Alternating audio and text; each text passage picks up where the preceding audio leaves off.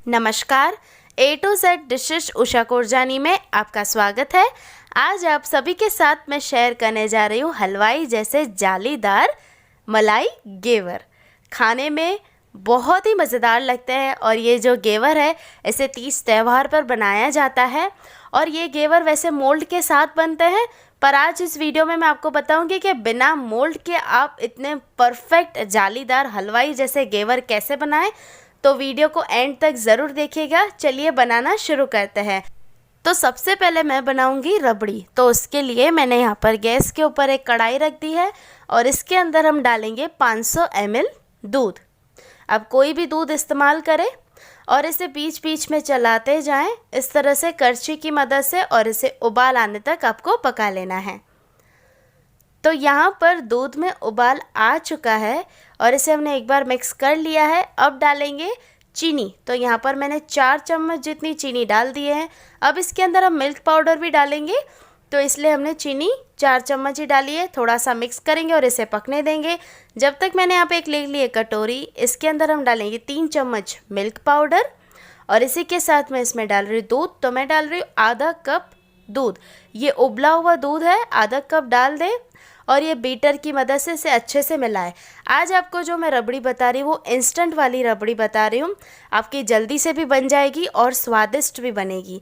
अच्छे से बीटर की मदद से मिला लें, कोई भी लम्स यानी कि गुठली नहीं रहनी चाहिए। तो ये हमारा तैयार है गोल। अब ये जो दूध है इसे हमने 2 मिनट इस तरह से पका लिया था चलाते हुए। अब ये थोड़ा थोड़ा करके हम ये डालेंगे मिल्क पाउडर वाला और इसे मिलाएंगे। एक साथ आपको नहीं डालना है, नहीं तो लम्स पड़ सकते हैं। थोड़ा थोड़ा करके डालेंगे तो देखेंगे कि धीरे धीरे जो दूध है वो गाढ़ा होना शुरू हो जाएगा जल्दी से ही। तो थोड़ा थोड़ा करके डालें और अच्छे से इसे मिक्स करें इस तरह से। तो देखिए जो हमारा दूध है वो गाढ़ा होना शुरू हो चुका है। इस तरह से मिलाते जाए और साइड्स में जो ये मलाई चिपक रही है उसे उतारते हुए आपको अच्छे से मिक्स करते जाना है। अब इसके अंदर मैं डाल रही हूँ आधी चम्मच इलायची का पाउडर। इससे टेस्ट और भी बढ़िया आएगा, खुशबू भी बढ़िया आएगी। आप चाहे तो इलायची को तोड़कर भी डाल सकते हैं। साइड्स में जो मलाई जम रही है उसे करछी की मदद से उतारते जाए और इसे चलाते हुए पकाते जाए। अब जब तक ये गाढ़ी नहीं हो जाती तब तक इसे आपको पकाना है इसी तरह से चलाते हुए। तो यहाँ पर हमारी रबड़ी अच्छे से गाढ़ी हो चुकी है और आप देख सकते हैं कितनी बढ़िया और बहुत ही खुशबू बढ़िया आ रही है।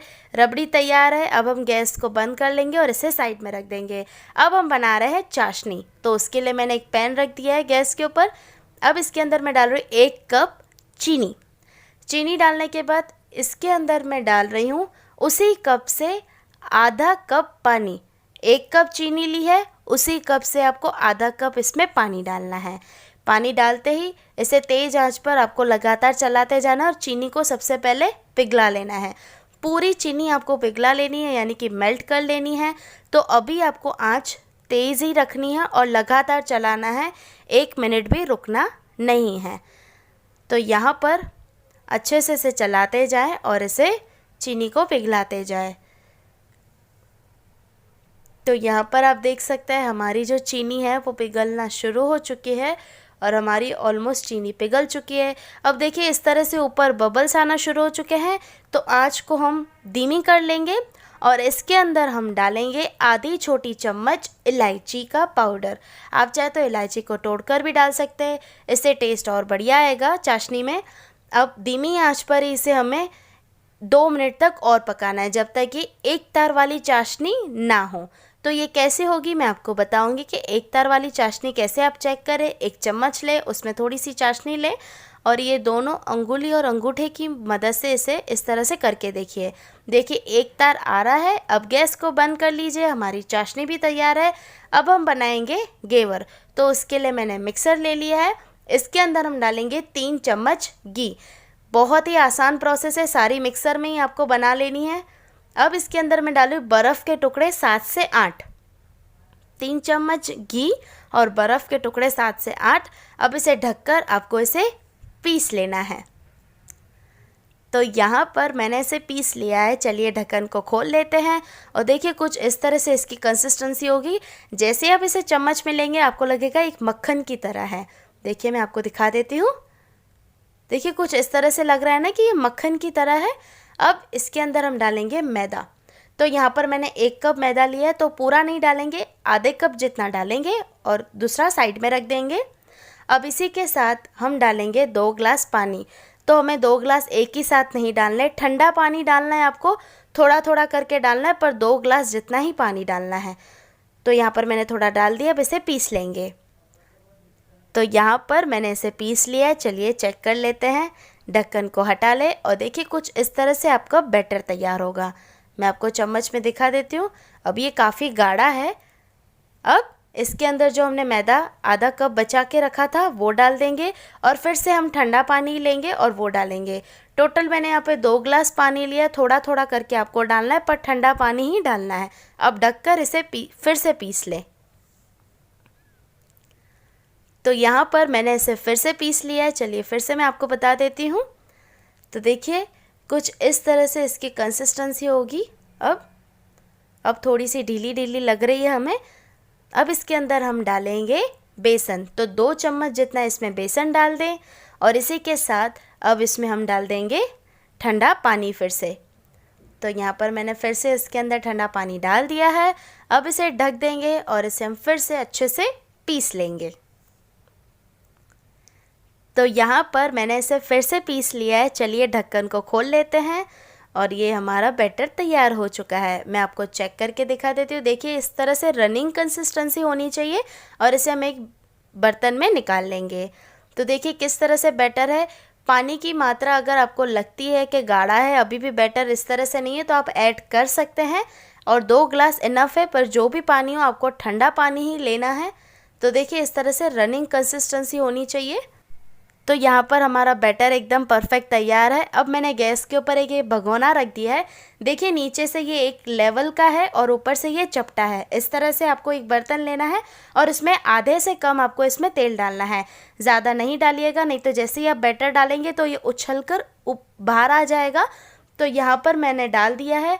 आप चाहे तो इस तरह से लंबा बर्तन यानी कि ये भी ले सकते हैं, और अगर आपके पास ये नहीं तो इस तरह से भी आप ले सकते हैं। तो यहाँ पर अब आपको एक दूसरी बात का ध्यान रखना है कि जो ये गैस की हमारी फ्लेम है, ये जो हमारा भगोना है, इससे बाहर नहीं जानी चाहिए। जितना ये भगोने का साइज़ है उस हिसाब से आप फ्लेम को एडजस्ट कीजिए। अगर फ्लेम बाहर जाती है तो हमारा घेवर जल सकता है। तो मैंने एडजस्ट कर लिए। देखिए ये जो फ्लेम है गैस की, ये भगोने के बाहर नहीं आनी चाहिए और तेल आधे से कम डालना है। अब तेल हमारा गर्म हो चुका है। करछी की मदद से धार करते हुए हम थोड़ा सा डालेंगे बैटर। अब हमने बैटर डाल दिया है, आप देख सकते हैं। अब ये जो ये परत है 90% पक जाए तो हम दूसरी बार डालेंगे, एक ही साथ बिल्कुल ना डालें। तो 90% पक चुकी है। अब हम फिर से डालेंगे इस तरह से। जैसे जैसे आपको लगे 90% ये परत हो चुकी है, उसी के बाद आप इसमें डालें। अब हम ये तीसरी बार डाल रही हूँ, ये धार करके। आपको ध्यान रखना है जब भी आप बैटर डालें तो धार कर कर डालें, नीचे से बिल्कुल ना डालें, ऊपर से ही डालें धार करते हुए पतली सी। अब 4 बार आप बैटर डाल दें, उसके बाद एक बेलन ले लें या कोई लकड़ी ले लें और बीच से इस तरह से होल कर लीजिए।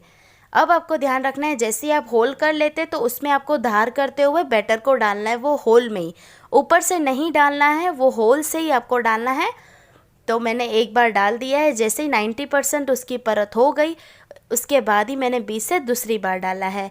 और 2 बार आप डाल दें, उसके बाद फिर से ये बेलन ले लें और उसे होल कर दें, ताकि ये क्या पूरा एक घेवर का शेप अच्छे से हो जाए।